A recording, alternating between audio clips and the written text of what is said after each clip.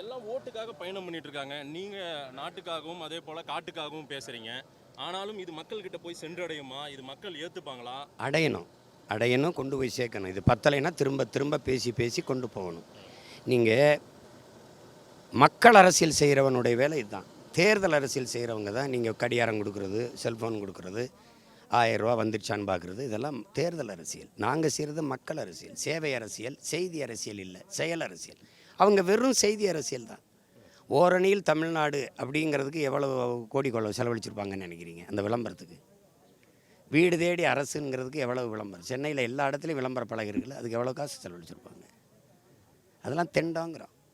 தாத்தா காமராஜிட்ட நம்ம ஒரு விளம்பர படம் எடுக்கலாம்னு சுந்தரம்னு ஒரு இயக்குனர் சொல்கிறாப்புல. சரி, என்ன எடுக்க போகிறோம்?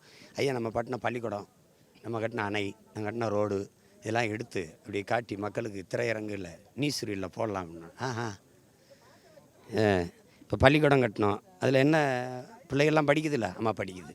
ரோடு போட்டோம், சென்னை நடக்குதுல்ல? அம்மா நடக்குது. அணை கட்டினோம், பாசனத்துக்கு விவசாயி பயன்படுத்துகிறான்ல? பயன்படுத்துகிறான். அப்புறம் எதுக்கு இதில் விளம்பரம்?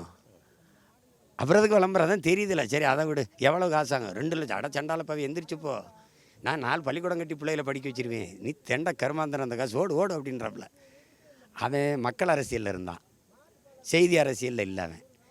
இவங்க சேவை அரசியல், செயல் அரசியலுங்கிறது இவங்களுக்கு தெரியாது. வெறும் செய்தி அரசியல், தேர்தல் அரசியல் தான்.